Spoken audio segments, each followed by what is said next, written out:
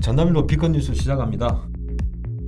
오는 4월 11일은 대한민국 임시정부 수립 100주년을 맞습니다. 1919년 상해에서 임시정부가 수립된 이후 김구 선생 등 임정 요인들은 일제에 쫓겨 고난의 대장정을 해야 했습니다.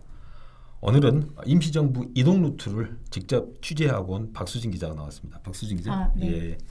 잘 알다시피 1932년 윤봉길 열사의 의거 이후에 일제 탄압이 심해졌습니다. 그래서 상해 임정 요인들도 고난의 대장정을 했어야 했는데 개략적으로 이동 경로를 좀 말씀해 주세요.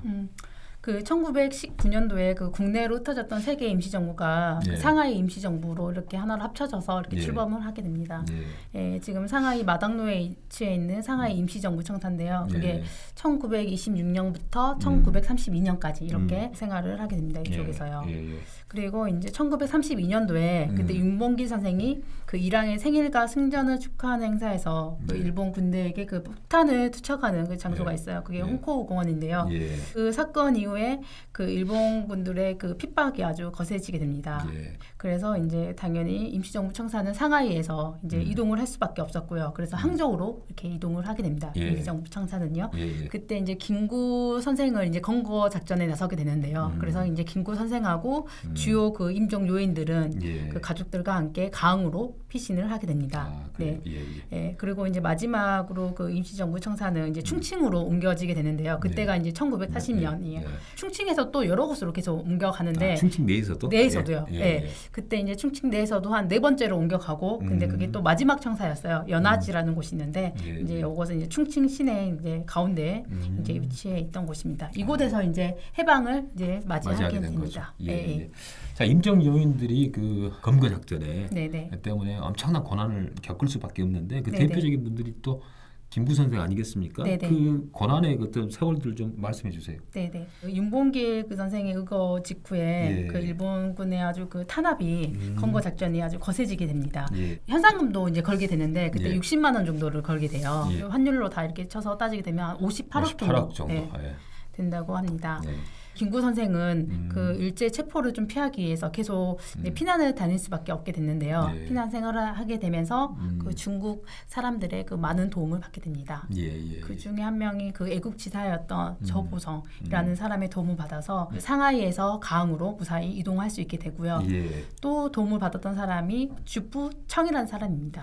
주부청.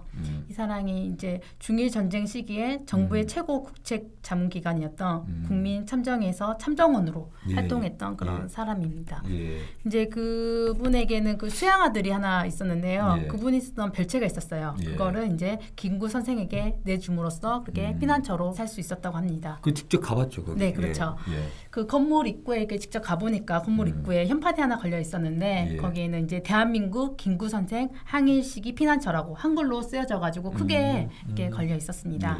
별채는 2층짜리 그 목조 건물로 되어 있었는데요. 제가 이제 가보니까 2층에는 그 김구 선생이 실질적으로 그 사용을 했던 침실이 있었습니다. 근데 보니까 그게 마룻바닥으로 되어 있어요, 침실이. 근데 그 맨 끝쪽에 보니까 좀 뚜껑이 하나 있었거든요. 그거를 열게 되면은 그게 탈출구였는데 김구 선생이 비상시기에 그냥 침실에 있다가도 탈출구를 통해서 바로 1층으로 이렇게 나와서 그 옆에 호수가 하나 있어요. 1층으로 나오면 호수로 연결돼요. 바로 옆에 호수가 있어서 호수로 가게 되면 거기 항상 그 배가 있었거든요. 그 배를 타고 이렇게 피신을 갈 수 있었다고 도피가 합니다. 쉽게 할 수 있게. 네, 그렇죠. 그리고 그때 그 많은 중국 사람들의 도움을 받았는데 그 계기가 1932년 윤봉길 열사의 의거 이후에 중국 사람들이 대한민국 사람들, 그때 당시 조선 사람들이었죠. 다시 보기 시작했답니다. 그 이전엔 대한민국 사람들을 난민 취급했어요. 윤봉길 여사의 의거가 일어난 이후에 중국 전체를 다 자극하게 됐고 중국도 한국과 마찬가지로 독립을 해야 되는 처지에서 한국 사람들을 달리 보게 돼 있었고 그때부터 장제스 당시 주석을 비롯해서 한국 사람들에 대한 대대적인 지원들이 이루어졌다고 합니다. 그 차원에서 아마 김구 선생에 대한 피난처도 마련해주고 그랬던 것 같습니다. 자, 그래요.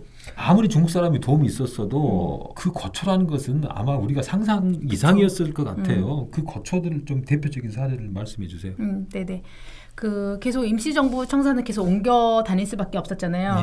어떻게 보면 정말 피난의 그 연속이었어요. 고난의 피난이죠. 네네, 그렇죠. 근데 이제 그 윤봉길 선생 의거 이후에 그 임시정부 청사는 상해에서 또 항주로 또 중국 전역에 거쳐서 그 항일 투쟁을 벌이다가 이제 마지막에는 충칭으로 이제 이동을 해서 광복을 맞이하게 되는데요. 그 거리가 있어요. 카페 거리, 신천지 카페 거리라고요. 현재는 이제 카페 거리가 됐다 이 말이죠. 네네. 카페 거리이자 뭐 패션의 거리로 잘 알려져 있습니다. 그 거리로 한 5분 정도 이렇게 계속 걷다 보면은 연경방이라고 하는 곳이 나와요. 편말에도 이렇게 적혀져 있는데 그곳이 이제 김구 선생하고 김구 선생의 가족들이 생활했던 곳입니다. 예. 근데 그 당시에는 그 연경방 거리는 상하이 지역에서도 가장 가난했던 사람들이 생활했던 곳이라고 합니다. 그래서 이제 그 실질적으로 그 김구 선생의 가족들도 끼니도 제대로 이렇게 챙겨 먹지 못하는 경우도 좀 많았고요.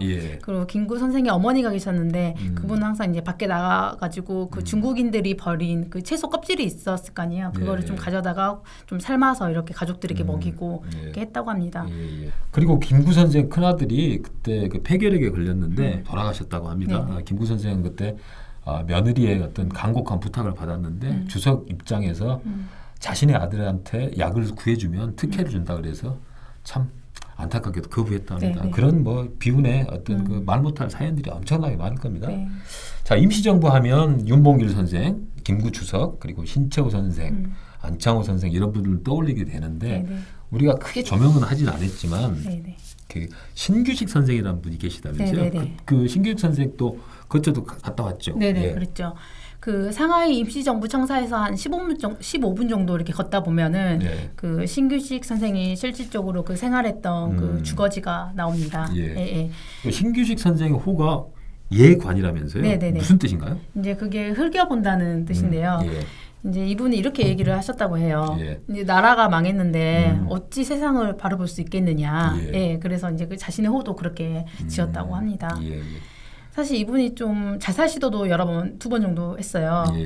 일본군의 그 불의에 좀 항거하기 위해서 극단적인 이런 선택을 하셨는데 다행히도 이제 가족들이 빨리 발견을 했다고 합니다. 그래서 이제 목숨은 이제 구할 수 있었지만 시신경에는 좀 문제가 생겨가지고 한쪽 눈을 시력을 잃는 그런 상황에 처했다고 합니다. 그래서 호도 예관이로 이렇게 정했는가 보네요. 그런데 이분이 사실 그 상해 임정에 그 초석을 다진 분이라면서요? 네, 그렇죠. 그 대한민국 임시정부가 이제 설립이 한 1919년도에 되잖아요. 그런데 이제 이분은 1911년도 그러니까 8년 전이죠. 8년 전에. 그때 이제 상하이로 망명을 하게 됩니다. 미리서부터 이제 상하이에 계셨는데 그 이유가 이제 이분이 상하이에서 우리 독립 투사들이 독립운동을 효과적으로 좀 이렇게 하기 위해서는 먼저 좀 기반을 잘 다져놔야 된다 이렇게 좀 생각을 하셨다고 합니다. 당시에 혁명운동을 전개했던 그 중국 애국 지사들하고 계속 그 아주 긴밀한 협력 체계를 구축을 하고 그분들하고 좀 교류도 좀 활발히 하면서 우리 투사들이 상하이 지역에서 독립운동을 잘 할 수 있도록 그 기반을 닦아 놓으셨다고 합니다. 아, 그래요?